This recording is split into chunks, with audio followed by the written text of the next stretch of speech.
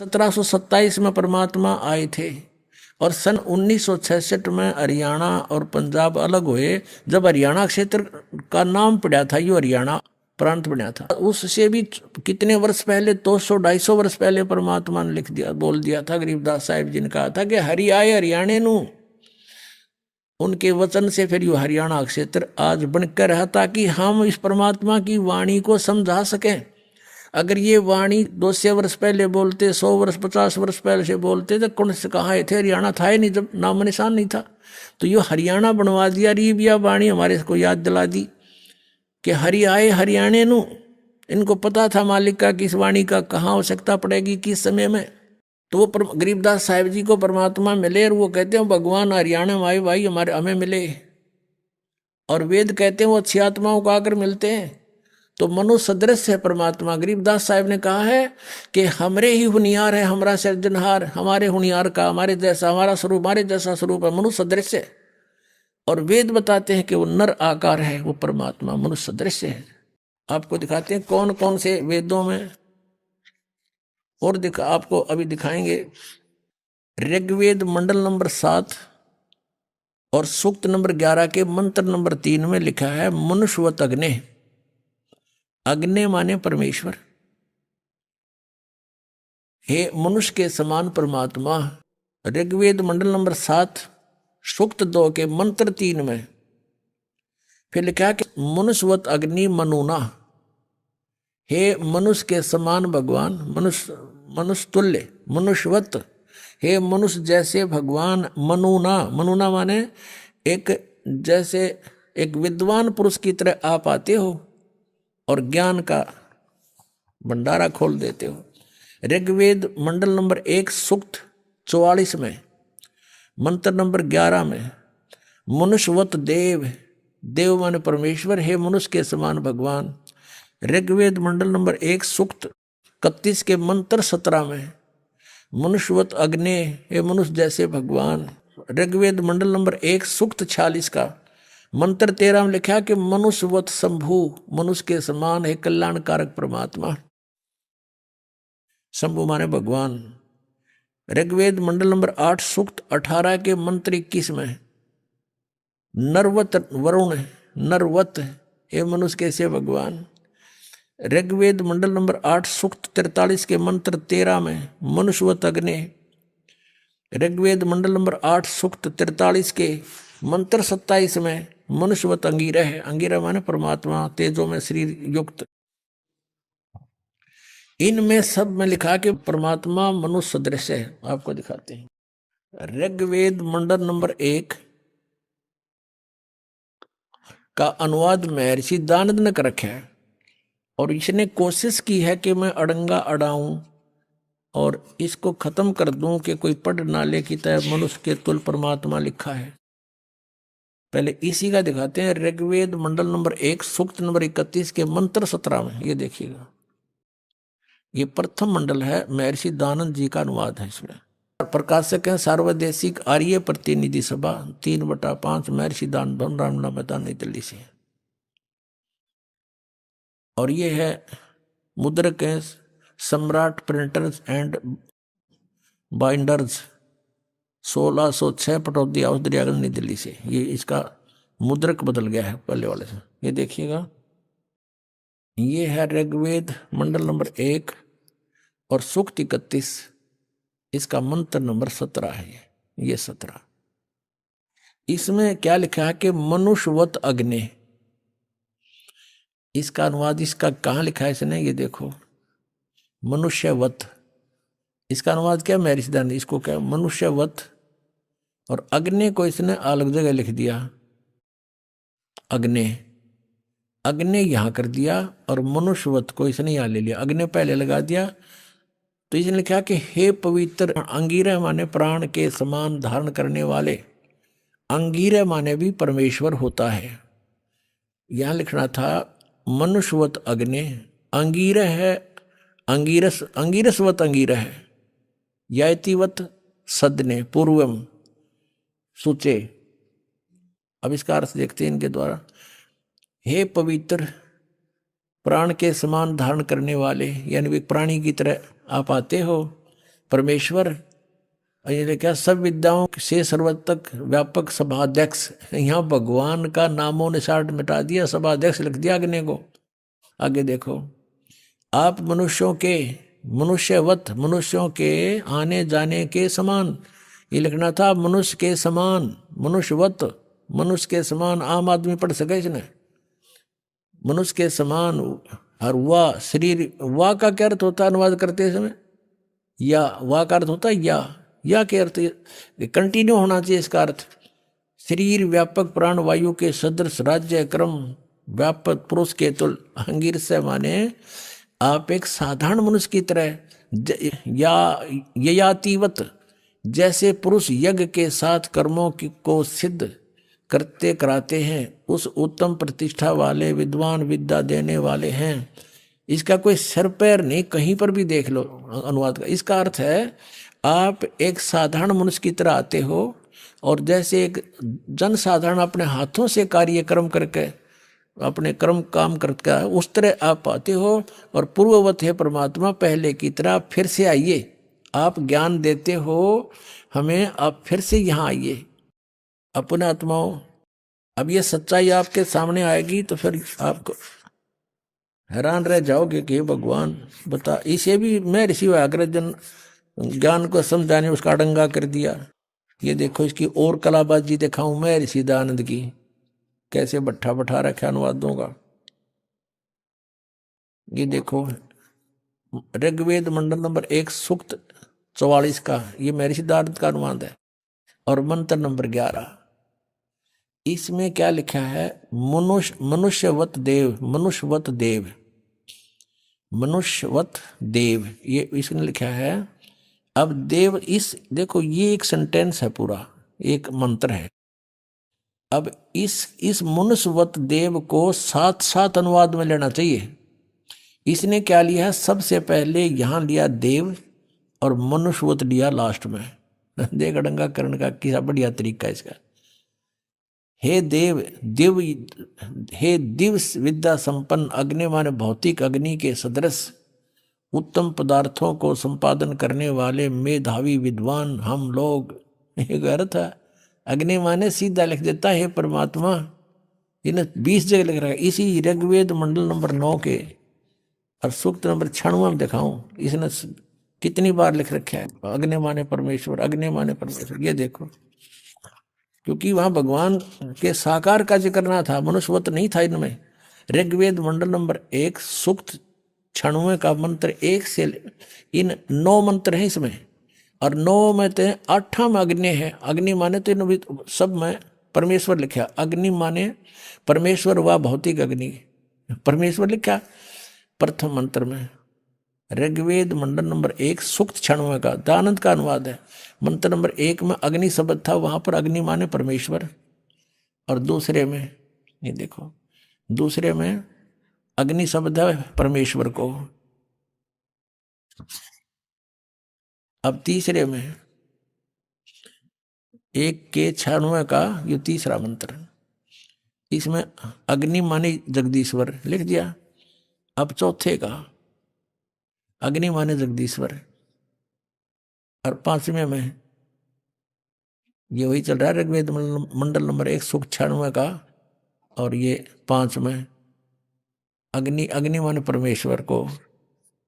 अब 6 में, ये 6 है, इसका आगे देखो, ये 6 है, ये अग्नि माने परमेश्वर को। या 7 में अग्नि माने परमेश्वर को।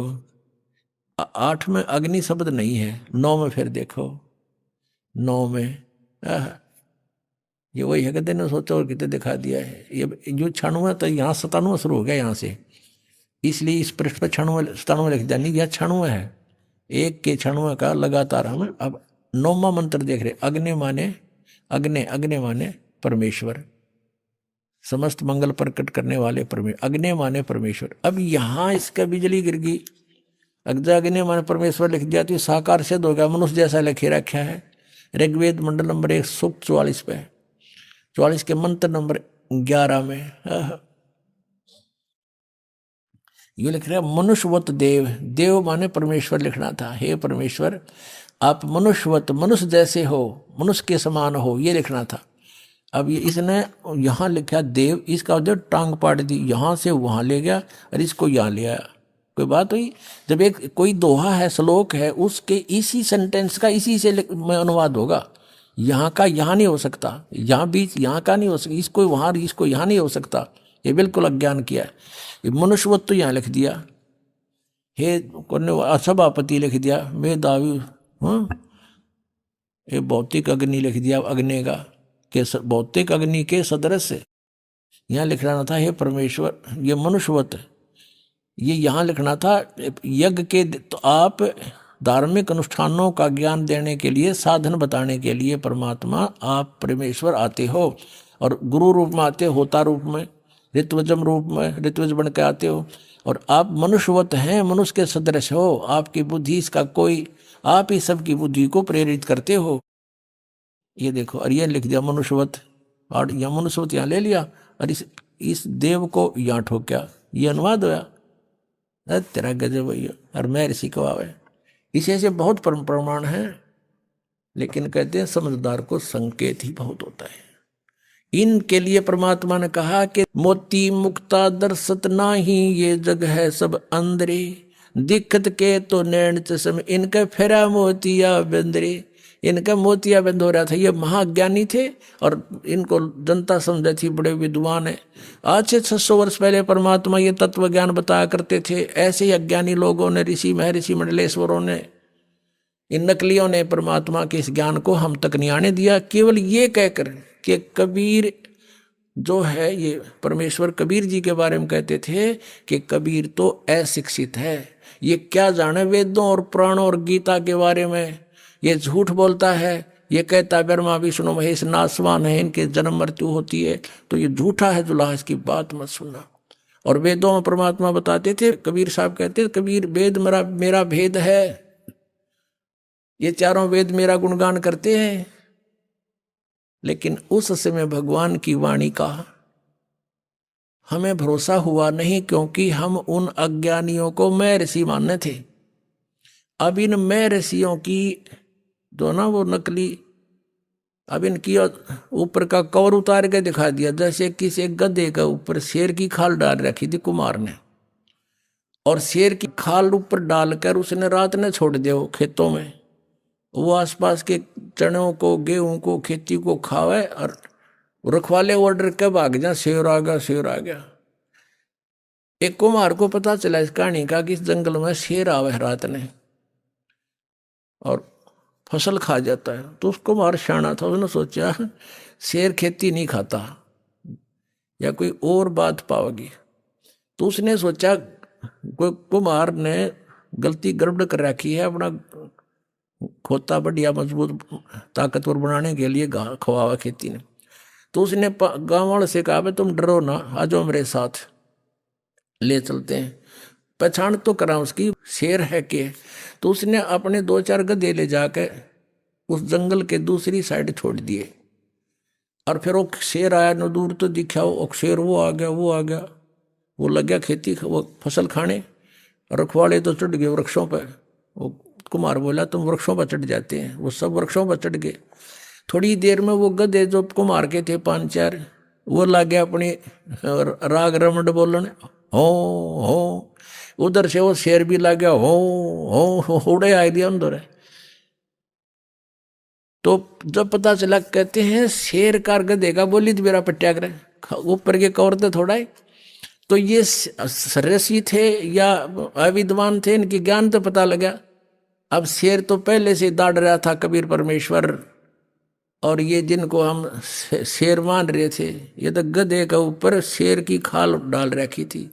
परमात्मा कहते हैं खरना होवे केहरी कब हूं, सिंह की खाल उड़ाएं। शेर की खाल उड़ाने तो गधा शेर नहीं बन सकता। एक केवल ऊपर के कौर को बदल लिया, मैं ऋषि बन कर बैठ गए, संत बन गए, मंडलेश्वर तिलक ला लिए। इन तो संत नहीं बनते, संत ज्ञान से बनता है। और वो कबीर परमेश्वर थे, पूर्ण ब्रह्म है, सर्वशक्तिमान, सर्व ब्रह्मांडों के रचनहार।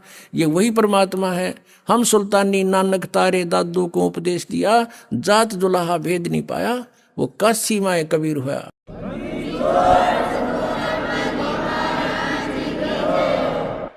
परम पिता परमात्मा पूर्ण ब्रह्म सर्व सृष्टि रचनहार कबीर परमेश्वर जी की असीम कृपा से आप पुण्यात्माओं को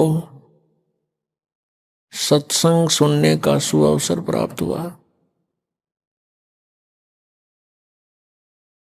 और सबसे अच्छी किस्मत आप जी की है कि आपको परमात्मा ने शरण में ले लिया। आप कितनी पुण्यात्मा हो ये स्वयं को ज्ञान नहीं होता। आपके पुण्यों की, आपके शुभ कर्मों की जो जानकारी इस दास को है वो आपको नहीं है, क्योंकि ये दास परमात्मा के विधान से कुछ परिचित हुआ है। परमेश्वर ने अपनी महिमा आप ही बताई है। जब तक हमें परमेश्वर के द्वारा दिया गया ज्ञान नहीं मिला था, कोई भी संत, कोई गुरु कुछ भी उआ बाई बकता था, कुछ भी ज्ञान सुनाता था, हमें अच्छा लगता था। जब से परमेश्वर के इस तत्व ज्ञान रूपी इस टॉर्च का प्रकाश हमें मिला है, उसके बाद हमें इसके रोशनी में पता चला कि ये सब उआ बाई बक्या करते थे। तो परमात्मा के इस ज्ञान से पता चला है, परमेश्वर ने स्वयं आकर बताया है कि लख बर सूरा जूझ ही लख बर सावत दे, लख बर यति जहान में तब की तो सतगुरु शरणा ली। इसके साथ साथ एक और बताते हैं भगवान कि गोरख से ज्ञानी गणे और सुख दे जति जहान, सीता सी बहु भारिया संत दूर स्थान। परमेश्वर ने बताया है कि बहुत बड़े विद्वान भी मिल जाएंगे, धारावाहिक प्रवचन करने वालों की भी कोई कमी नहीं मिलेगी। परमात्मा ने अपनी वाणी में बताया कि ज्ञानी कोट अनंत हैं, श्रोता कोट अनंत और वक्ता कोट अनंत हैं, बिरले साधु संत। तो पुण्यात्माओं, परमेश्वर ने बताया कि सीता जैसी पतिव्रता बहनों की कमी नहीं, औरतों की कमी नहीं, बहुत मिल जाएंगी। सुखदेव जैसे यति पुरुष भी बहुत होंगे। गोरखनाथ को परमेश्वर का ज्ञान, परमेश्वर से ज्ञान प्राप्त हुआ था। हमारे अंदर एक सबसे बड़ा अवगुण ये भी है कि हम कृतघ्नी भी पैरेलल चलते हैं, कृतघ्नी तुरंत हो जाते हैं। गोरखनाथ जी को परमात्मा से ज्ञान हुआ, उसके बाद स्वयं ही वक्ता बन गया और इस परमात्मा से प्राप्त ज्ञान को जगह जगह सुनाकर और बहुत बड़ा विद्वान सिद्ध हो गया। परमात्मा कहते हैं गोरख से ज्ञानी गणे और सुखदेव जति जहान, सीता सी बहु भारिया ये संत दूर स्थान। संतों के घर बहुत दूर है। इस तरह की फोकट महिमा की ना जाने कितनों की होंगी, लेकिन ये तत्व ज्ञान मिलना और परम संत की शरण मिलना, पूर्ण परमात्मा की जो शरण मिलना, ये तो बहुत युगों पर्यंत कभी दाव लगता है। ये आपका दाव लगा है। अब इस मार्ग को आपने सफल बनाना है। परमात्मा की शरण मिली है, आप बहुत पुण्यकर्मी प्राणी हैं। पुण्यात्माओं, परमेश्वर स्वयं आते हैं, अपनी जानकारी आप ही बताते हैं। अपने द्वारा रची हुई सृष्टि की जानकारी वे स्वयं ही दे सकते हैं, ये तो अंडरस्टूड है। हम इस संसार की उत्पत्ति के कितनी अटकल डालें हमें कह कह का पता नहीं। चाहिए साइंटिस्ट बता दें इतने ऐसे होकर ऐसे होकर ऐसे हो गए, इतने दिनों में ये पृथ्वी बनी, इतने में फलाना बना, ये तो अटकलबाजी है। अपने द्वारा रची हुई सृष्टि को परमात्मा ही बता सकता है और ऐसा ही वो करता है। इसके प्रमाण आप संत ग्रंथों में भी देख रहे हैं। पवित्र चारों वेद परमेश्वर की महिमा से परिपूर्ण है और जो परमेश्वर की महिमा ये वेद बताते हैं, जिन वेदों को हम शिरोधार्य मानते आए हैं और इनको यथार्थ ज्ञान युक्त मानते हैं, इनके अंदर परमात्मा कबीर जी की महिमा लिखी हुई है और वही लीलाएं परमेश्वर कबीर देव जी ने ही की हैं। उस धानक कबीर ने, जुल्हा कबीर जो काशी में आया था, बनारस में आया था।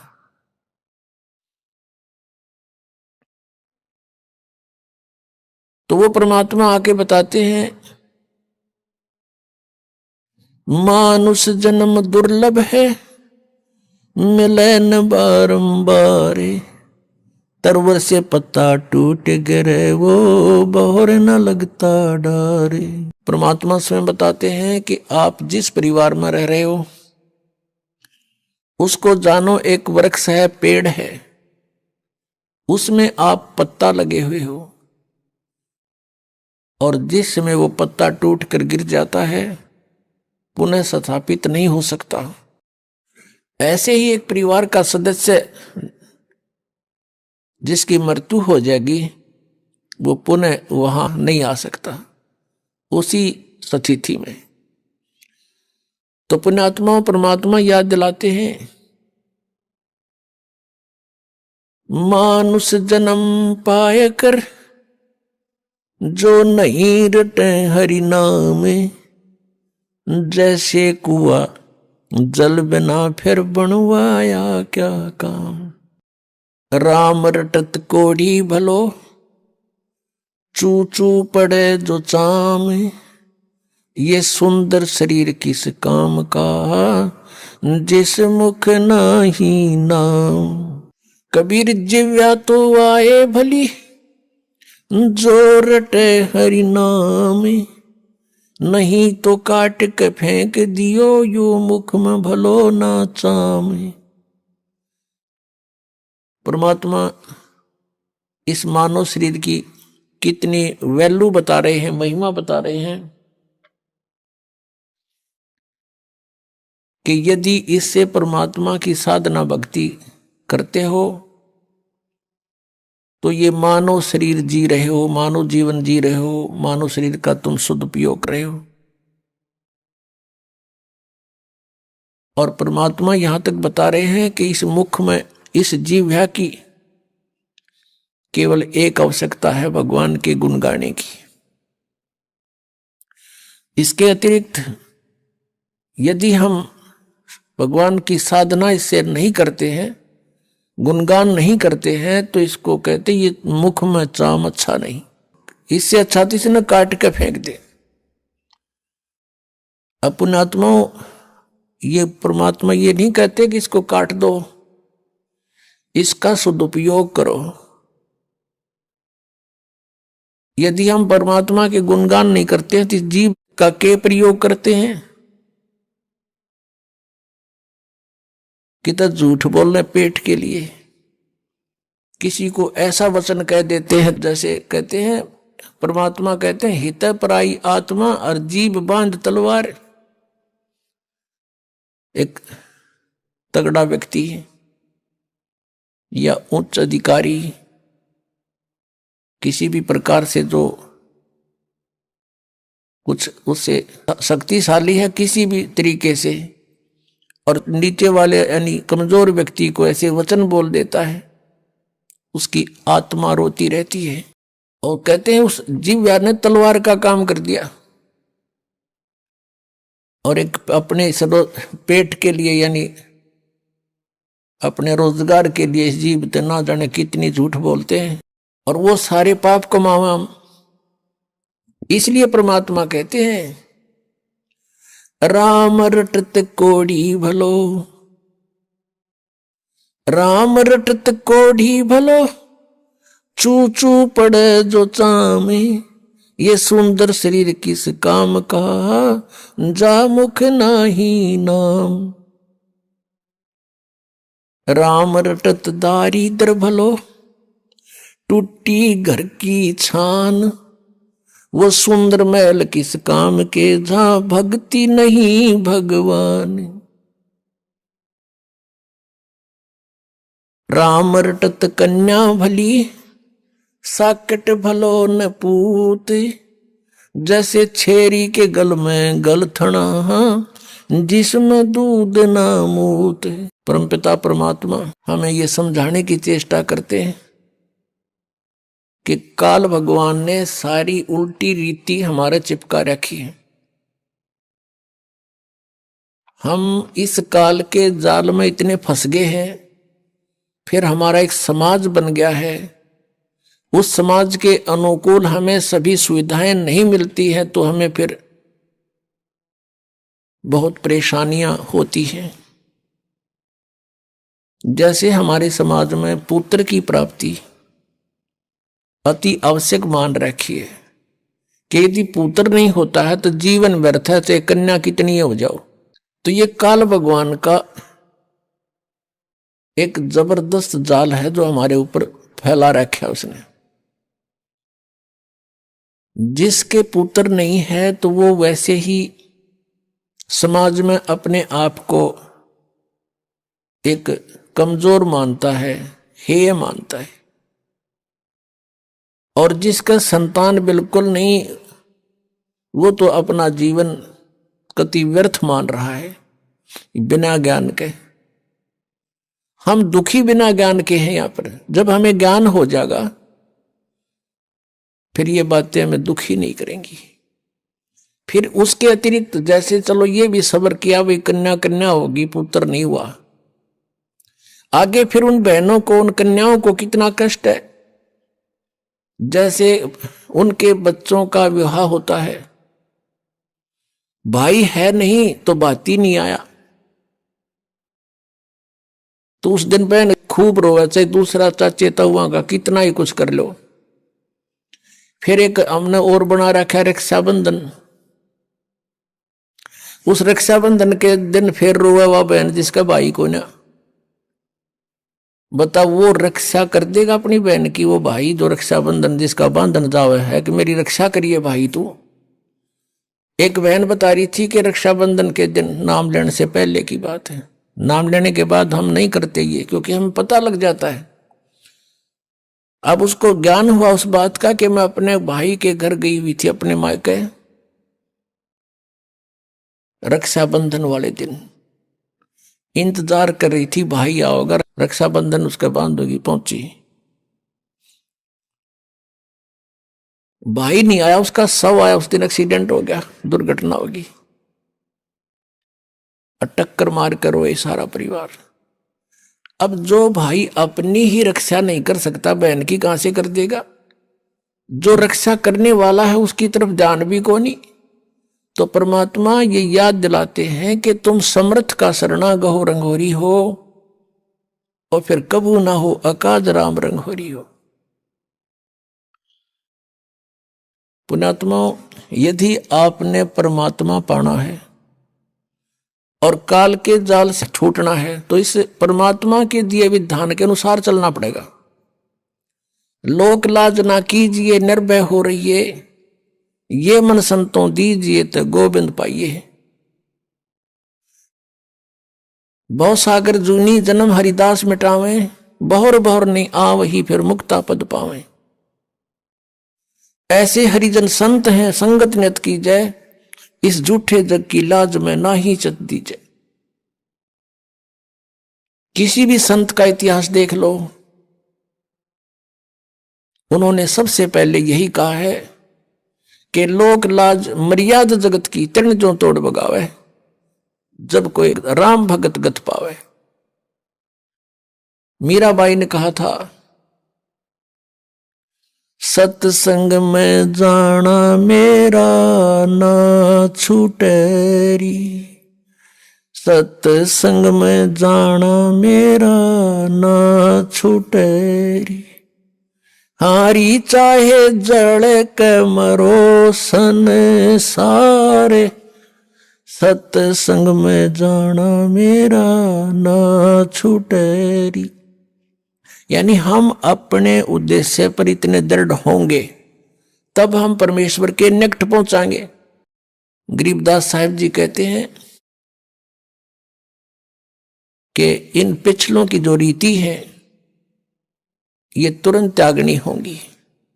हमारे लिए सबसे बड़ी बाधक ये है, तो उनको हमें त्याग कर ही परमात्मा प्राप्ति होगी। तो पुण्यात्माओं, परमेश्वर का पाना बहुत आसान है। काल ने हमें इतना उलझा दिया, जैसे भी किसी के संतान नहीं है उसको ये कहा करते थे कि इसकी तो सुबह दर्शन भी ना होने चाहिए। नो कहा करते जिसका संतान नहीं है कि ले बता सुबह सुबह यू लाग गया न पूता माथे के।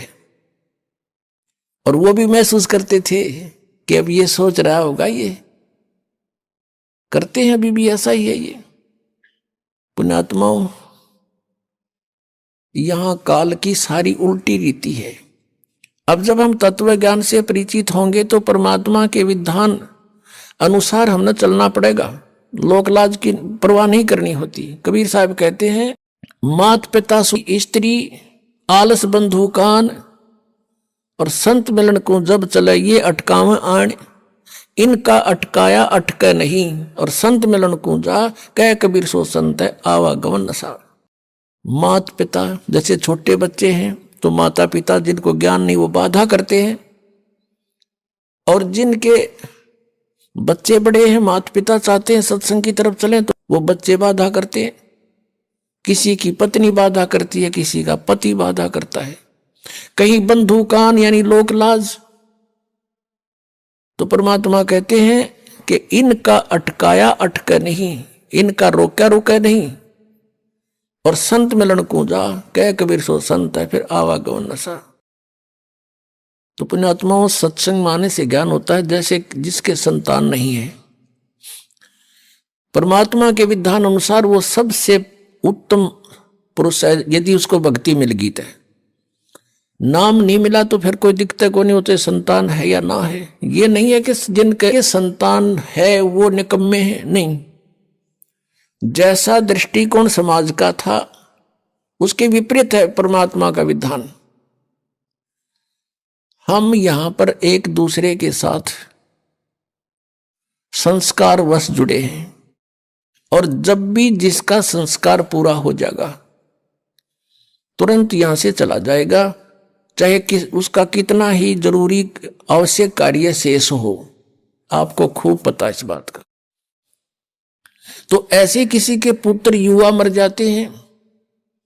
एक व्यक्ति ने अपना पुत्र पढ़ाया, खूब शिक्षा ग्रहण कराई उसको, और इंजीनियरिंग की डिग्री कर ली, और उसको पोस्ट भी प्राप्त होगी, नौकरी भी प्राप्त होगी। विवाह का समय रख दिया, विवाह से 3 दिन पहले एक्सीडेंट में मृत्यु होगी। अब इकलौता पुत्र था, अब क्या कहें, अब रो रहे हैं टक्कर मार के बेचारे। तो पुण्यात्माओं, ये सोचना पड़ेगा कि जिसका जितना समय, जिसका संयोग संस्कार जिसके साथ है उतना ही रह सकोगे। परमेश्वर कबीर जी की शरण में आने के बाद और पूरा ही परिवार मालिक के चरणों में लग जा, उसका तो कहना है कि नहीं तो जो लगेगा उसको राहत अवश्य मिलेगी। तो ये इस तरह की दुर्घटनाएं नहीं होंगी यदि नियम ठीक रखेंगे। जब लग हंसा हमरी आना, और काल लगे नहीं तेरा बाणा। परमात्मा कहते हैं, हे जीवात्मा, जब तक तू हमारी मर्यादा में है तब तक काल का दाव नहीं लगेगा, काल का तीर नहीं लगेगा। परमात्मा की मर्यादा ये नियम है कि 100 वर्ष तक सतगुरु पूजा, एक दिन आन उपासी, वो अपराधी आत्मा फिर पड़े काल की फांसी। परमात्मा बता रहे हैं कि 100 वर्ष ये साधना कर रहे हैं, हमने जो बता रखी है। और एक दिन आन उपासना कर ली, अन्य जो पूजाएं कर दी, तो कहते वो अपराधी आत्मा पड़े काल की फांसी। तो ये मर्यादाएं खंड नहीं होनी चाहिए। हमारे नाम को बहुत दृढ़ता से हमने नियमों का पालन करते हुए आगे बढ़ाना है। फिर देखना खेल मालिक के तो जो निसंतान हैं उनका आगे कोई लेन देन नहीं है, उनका आपस में संस्कार किसी से शेष नहीं है। संत मत के अनुसार वो बहुत उत्तम आत्माएं हैं, यदि उनको ये मार्ग मिल जावे तो। अन्यथा तो फिर परमात्मा कहते हैं वो तो जो सत साधना नहीं कर रहे वो तो चाहे संतान है या ना है, दोनों एक जैसे। हाँ, जिनके संतान है वो भी बुरे नहीं, क्योंकि मनुष्य जीवन परमात्मा की भक्ति मिल गई, पूरा परिवार भक्ति करे, बच्चों को भी लावे शरण में। फिर उनके जो संस्कार हैं वो बहुत आसानी से हल्के होकर निमट जाएंगे, और ये अननेसेसरी चोट नहीं लगने दे भगवान। आयु बढ़ा देगा ये परमात्मा, ये समर्थ शक्ति है। और कोई परमात्मा जिनको हम भगवान मानते थे वो हमारी आयु एक्सटेंड नहीं कर सकते। जैसे हम भगवान विष्णु को समर्थ मानते थे, उन्हीं के अवतार श्री राम और श्री कृष्ण थे। जैसे भक्त प्रश्न करते हैं कई बार है कि जैसे श्री कृष्ण जी ने मोरध्वज राजा के पुत्र ताम्रध्वज को आरे से चिराकर जीवित कर दिया था, तो वो समर्थ शक्ति मान लिए। इसी एक एग्जाम्पल था। परमात्मा कबीर जी ने कहा, धर्मदास जी ने यह प्रश्न किया था, तो परमेश्वर ने कहा कबीर देव जी ने धर्मदास जी से कि श्री कृष्ण जी ने अपना सगा भांजा क्यों नहीं जीवित किया अभिमन्यु, जब वो पहले दिन महाभारत के युद्ध में मारा गया था। उसका सगा भांजा था, सुभद्रा का पुत्र था, श्री कृष्ण जीवित नहीं कर सका, जिसकी आवश्यकता थी जीवित करने की। और वहां जा पंगा लिया, मोरध्वज का बेटा कटवा के जीवित कर दिया। धर्मदास एकदम स्तब्ध हो गया कि भगवान सच्ची बात है, उनका तो कुलनाश हो रहा था और वहां भगवान उसको जीवित नहीं कर सके। तो प्रश्न किया क्या कारण है प्रभु। तब परमेश्वर ने बताया कि ताम्रध्वज की आयु शेष थी और इतनी सिद्धि इनमें है कि उसको आपे कटवाया, आपे जीवित कर दिया। लेकिन अभिमन्यु की आयु शेष नहीं थी, श्री कृष्ण कुछ नहीं कर सके और ना कर सकते। तब धर्मदास ने कहा कि भगवान सचमुच वहां तो अति आवश्यकता थी उसके जीवित करने की। सूरवीर योद्धा था और साथ में जरूर थी, युद्ध हो रहा था, पांडवों का कुलनाश हो रहा था। तो इस प्रकार परमात्मा हमें याद दिलाते हैं कि तुम कौन राम का जपते जापम, ताते कटे ना ये तीनों तापम। अब प्रसंग चल रहा है कि जैसे हम इस परमेश्वर की शरण में आएंगे तो ये हमारी आयु भी बढ़ाएगा। ये समर्थ शक्ति है, परमेश्वर है, ये पूर्ण परमात्मा है। अब वेद गवाही देते हैं कि भगवान उम्र बढ़ा देता है, लेकिन वो है कौन परमात्मा, वो पूर्ण ब्रह्म है, कबीर देव है। आपको थोड़ा सा यहां दिखाते हैं कि समर्थ शक्ति, देखो सुनी सुनाई बातें तो हमने बहुत सुन रखी है, दंत कथाएं सुन रखी है। जब तक आप आंखों नहीं देख लोगे प्रमाणों को, आपको विश्वास नहीं हो सकता। क्योंकि हमने वेदों की आड़ में जो भी वक्ता होते थे, पुराणों का, वेदों का और गीता जी का रेफरेंस देकर सत्संग किया करते थे। और हम ये सोचा करते थे कि संस्कृत के विद्वान हैं, संस्कृत साथ बोल रहे हैं, इन्होंने सदग्रंथों को सही जाना होगा। और ये कहा करते थे कि जो प्रारब्ध है वो तो भोगना ही पड़ेगा। जिसकी आयु जहां समाप्त होगी वो तो होगी ही होगी, इसका कोई विकल्प नहीं। और परमात्मा की महिमा गुणों में लिखा है कि परमात्मा हमारी आयु बढ़ा सकता है, हमारे जीवन में आने वाले संकटों का नाश कर सकता है। वो कर कैसे सकता है? जो उसकी साधना सत्य हो, शास्त्र अनुकूल हो, तब उनको सब राहत मिलती है। परमात्मा हमारी आयु भी बढ़ा सकते हैं, आपको वेदों में दिखाते हैं। क्योंकि शिक्षा का हमें एक लाभ है तो यही है कि हम सदग्रंथों को स्वयं समझ सकते हैं। और जब तक हम नहीं समझेंगे, कोई भी हमें बंडा दे, कुछ भी कह दे, हम उससे की मान लेंगे। जिस कारण से आज तक हम यह भटक रहे हैं, अरे नकली संतों के पीछे लटक रहे हैं। ये देखिएगा, ये है ऋग्वेद, आपको दिखाते हैं ये कहां से प्रकाशित है। सर्वदेशीय कार्य प्रतिनिधि सभा, महर्षि दानंद भवन, रामलीला मैदान, नई दिल्ली से। उनके फोन और फैक्स नंबर ये है। ये मुद्रक है Prince Offset Printers, 1510 Pataudi House, Daryaganj, Nai Delhi से। ऋग्वेद मंडल नंबर 10, सूक्त 161 161 और मंत्र नंबर 2 में, यदि रोगी नष्ट जीवन शक्ति वाला हो, यानी जिसका जीवन नष्ट होने वाला हो गया है, यदि अथवा सीमा से परे चला गया है, यदि मृत्यु के समीप पहुंच गया ही है, तो भी उस रोगी को, ये देखिए ना, दयानंद के भक्ता ने मैं वैद लिख दिया यहां पर। क्योंकि दयानंद ये मानता था भगवान कुछ नहीं कर सकता, ना रोग काट सकता, ना उम्र बढ़ा सकता, इसलिए यहां लिख दिया मैं वैद।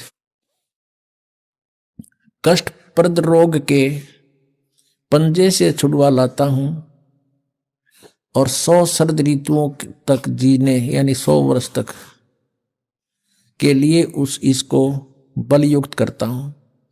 अब यहां जो इन्होंने जानबूझ कर बकवाद करी, इस मूल पाठ में इसमें वेद का जिक्र नहीं, क्योंकि वेद कोई मेडिसिन की बुक नहीं है, ये भगवान की जानकारी महिमा है इसके अंदर। अब यहां तो ये लिख दिया, फिर परमात्मा कहते हैं चोर चोरावे तुंबड़ी, वो गाड्डे पानी में, वो गाड्डे हुआ ऊपर आओ ना, सच्चाई छानी ना है। लेकिन कहीं ना कहीं परमात्मा ने इनकी आंखें बंद कर ही दी। जहां इन्होंने सच्चाई लिख दी, ना चाहते हुए भी लिख दी, भगवान ने लिखवा दिए, तो क्या लिखे थे ये देखना। ऋग्वेद मंडल नंबर 9, सूक्त 80 और मंत्र नंबर इसका भी 2। हे परमात्मन, आप उपासकों की आयु के बढ़ाने वाले हैं। या भूल गए वैद लिखना। देखा परमात्मा के चोर चोरावे तुमड़ी गाड्डा पानी में, वो गाड्डा हुआ ऊपर आओ ना, सच्चाई छानी ना। और दिखाता हूं इन्हीं के अनुवाद में, ये देखिएगा, एक और दिखाते हैं इन्हीं परमात्मा। देखो ये दास अगर आपको अनुवाद करके या बताओ वैसे तो नहीं जच्चे, क्योंकि ये आपका तो यकीन हो जा, पर ये होड़ ना दें, ये कहकर आपको भ्रमित कर देते कि रामपाल को संस्कृत ना आती, ये वेदों के अनुवाद करेगा। और यही हमारे भगवान कबीर साहब के बारे में इन्हें टांग अड़ाई थी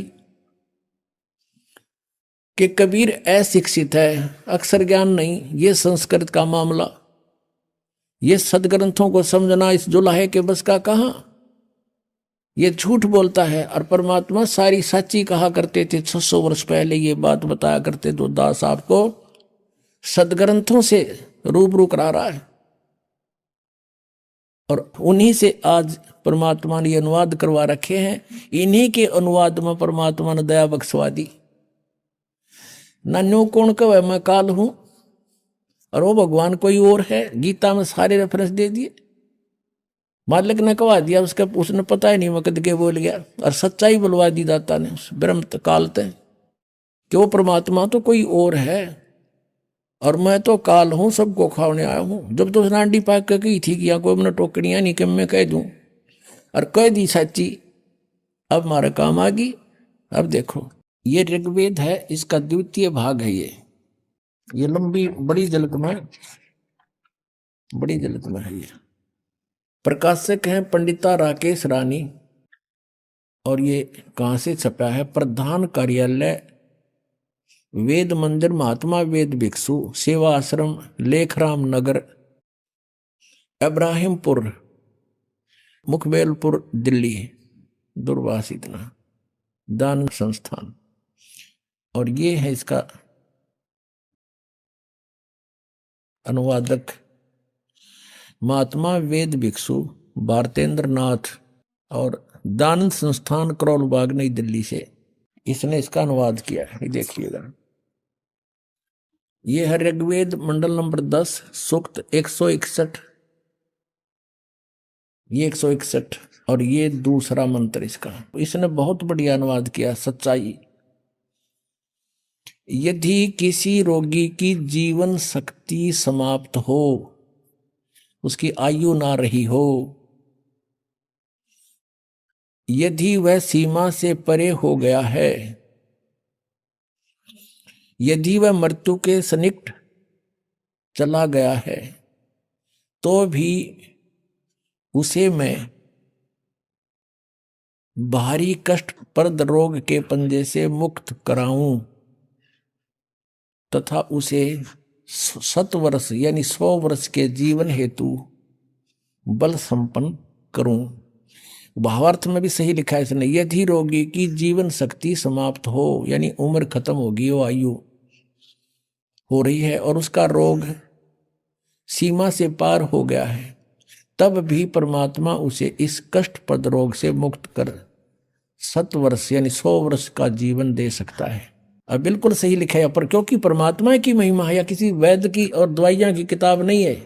ये देखिएगा ऋग्वेद मंडल नंबर 9 सूक्त, ये 80 का है, यहाँ 82 गलत लिख रखा है यहाँ, क्योंकि ये यहां से शुरू हुआ है 80 से और आगे 82 अलग होता है। ये यहां से है, ये 79वां सूक्त समाप्त हो गया, ये 80वां चल पड़ा, और इसका ये 2 मंत्र यहाँ है, या आगे 82 शुरू हो जाता है, इसलिए 81 यहां लिख दिया उन्होंने, 81 भी पूरा हो गया।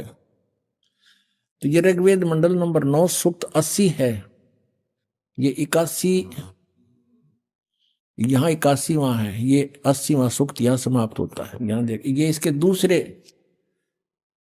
दूसरे मंत्र में ऋग्वेद मंडल नंबर 9 सूक्त 80 समझो 80।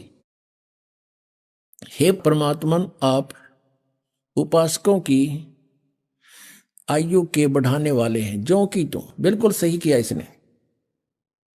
अपने आत्माओं, हमने उस परमात्मा की शरण ग्रहण करनी है जिसके गुण वेद गावें। परमेश्वर स्वयं कहते हैं, वेद मेरा भेद है, मैं ना वेदन के माही, और जौन वेद से मैं मिलूं ये वेद जानते ना ही। इन चारों वेदों के अंदर कबीर परमेश्वर कहते हैं मेरा ही गुणगान है। अपने द्वारा रची हुई सृष्टि को परमात्मा ही स्वयं आकर बताते हैं। वो क्या बताते हैं कि आप यहां कैसे आकर फंस गए इस काल के जाल में। जब तक हमें ये बात गहराई से नहीं समझ में आवेगी कि हम कैसे काल के जाल में फंसे, एक पल का भरोसा नहीं, ना जाने कब और के बिजली गिर जाए इस गंदे लोक में। हम एक प्रजा हैं, यहाँ के राजाओं की दुर्गति, अचानक मृत्यु देखकर हमें यह विश्वास हो जाना चाहिए कि ये लोग ठीक नहीं। लेकिन हमारे ऊपर इतना प्रेशर है इस काल भगवान का, हम सोचने की ट्राई भी करते हैं तो हमें इतना टाइम नहीं, और जब ये मृत्यु हो जाती है टाइम में टाइम कुत्ता बन के सैर सपाटे कर, कदे इधर घूम रहा कदे इधर खकाठा रहा है, सारा दिन चैन नहीं। एक भक्त अपने मित्र से कहा करता कि आज सत्संग में चलेंगे। पहले दोनों मित्र थे, जब ये ज्ञान समझ में आने के उपरांत वो अपने मित्र से कहता है कि आओ सत्संग में चलेंगे। वो कहता है भाई फुर्सत नहीं, टाइम नहीं मेरे पास। और मित्र का फर्ज बनता है कि वो रह रहकर उसको बताता है कि ये बाद में पछताएगा। रह रहकर वो जाता है, समझाने की चेष्टा करता है, आखिर में निष्कर्ष यही निकलता है, वो कह देता भाई मुझे फुर्सत नहीं, टाइम नहीं।